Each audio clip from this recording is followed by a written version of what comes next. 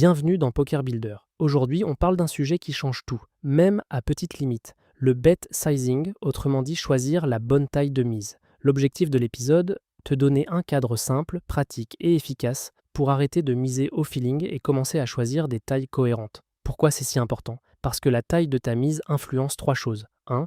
Combien tu gagnes quand tu as la meilleure main. 2. À quelle fréquence ton adversaire va passer ou payer. 3. Combien tu fais payer à un tirage pour essayer de te battre. Beaucoup de débutants se trompent en pensant qu'il existe une taille parfaite. En réalité, il existe des tailles adaptées à un contexte. On va simplifier en trois familles. Petite mise, mise standard, grosse mise. Et tu vas voir, ça couvre déjà 90% des situations. Partie 1, la petite mise. En général, c'est autour d'un tiers du pot, parfois moins. Quand est-ce que c'est bon? Principalement dans deux cas. Premier cas, les boards secs. Un board sec, c'est un tableau avec peu de tirages possibles, par exemple roi, 7-2, rainbow, donc trois couleurs différentes. Dans ces spots, une petite mise suffit souvent à faire passer des mains qui ont raté, parce que ton adversaire n'a pas beaucoup de mains qui peuvent continuer. Et si tu bluffes, c'est parfait. Tu risques moins pour gagner le même pot. Deuxième cas, quand tu veux bluffer à haute fréquence. Plus ta mise est petite, plus tu peux te permettre de bluffer souvent, parce que le coût de ton bluff baisse. Sur des textures où tu es censé c-bet souvent, la petite mise est une arme simple. Attention, petite mise ne veut pas dire mise faible, donc main faible, c'est une taille, pas un aveu. Elle est simplement adaptée à un board où il y a peu d'équité à protéger. Partie 2. La mise standard. Disons environ la moitié du pot. C'est la taille passe-partout quand tu veux faire deux choses en même temps. Prendre de la value et mettre une pression raisonnable sur les mains moyennes. Avec une mise standard, tu protèges un peu mieux ta main qu'avec un tiers pot parce que tu fais payer davantage les tirages. Mais tu ne t'isoles pas forcément contre uniquement les mains fortes.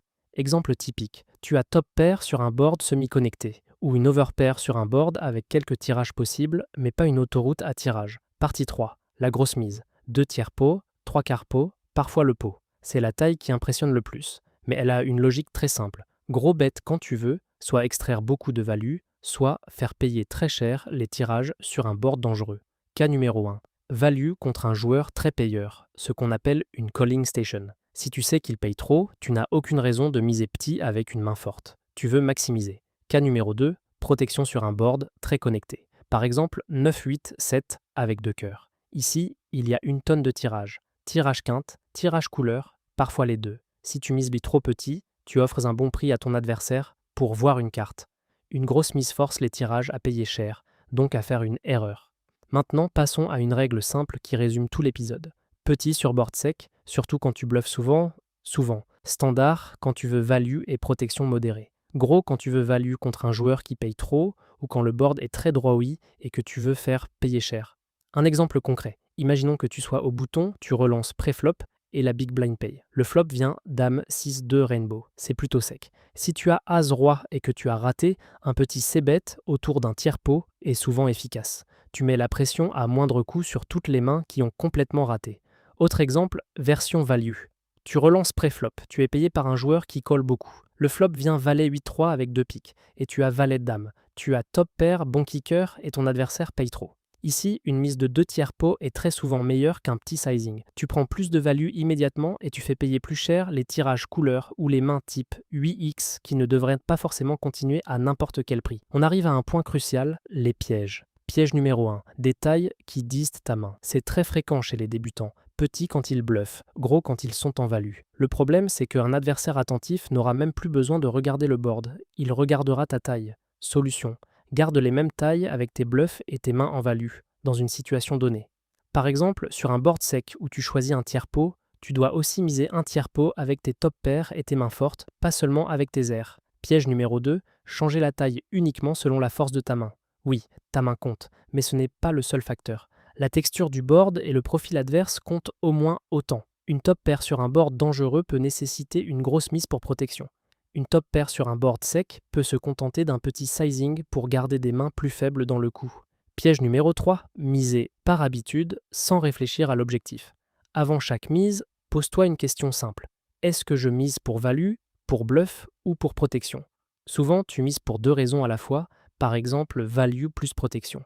Mais si tu ne sais pas pourquoi tu mises, tu ne peux pas choisir la bonne taille. Mini-exercice, rapide. Question, sur un board très connecté, tu mises plutôt petit ou gros? Et pourquoi? Prends un exemple. 10, 9, 8 avec 2 cartes de la même couleur. Réponse attendue. Plutôt gros, parce qu'il y a beaucoup de tirages. Une grosse mise fait payer cher toutes ces mains qui ont beaucoup d'équité contre toi. Tu protèges ton avantage et tu fais faire des erreurs à l'adversaire. Pour terminer, je te laisse avec une mini checklist à appliquer dès ta prochaine session.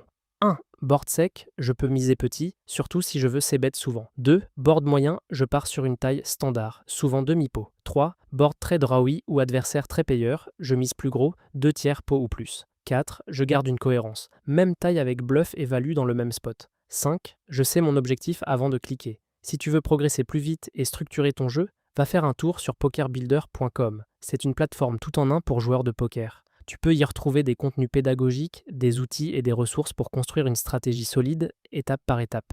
C'était Poker Builder. On se retrouve au prochain épisode pour continuer à rendre ton poker plus simple, plus clair et plus efficace.